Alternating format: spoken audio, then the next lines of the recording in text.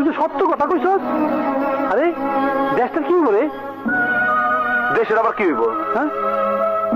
হ্যাঁ, দেশের আবার কি হইব? সুন্দর একটা পতাকা আছে, সুন্দর কলেজ, মাদ্রাসা, জজ কোর্ট, হাইকোর্ট, সেক্রেটারিয়েট, সব জায়গায় ওই পতাকাটা পথ পথ পথ করে উঠতেছে।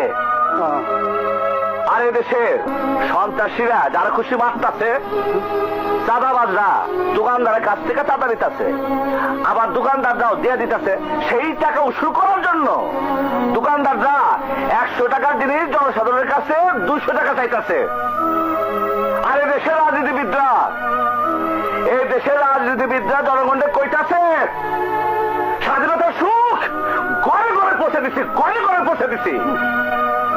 আর দেশে উন্নতির জোয়ার বয়ে যেতেছে, আর জনগণ, বাংলাদেশের জনগণ খালি তামসা দেখতেছে আর কইতে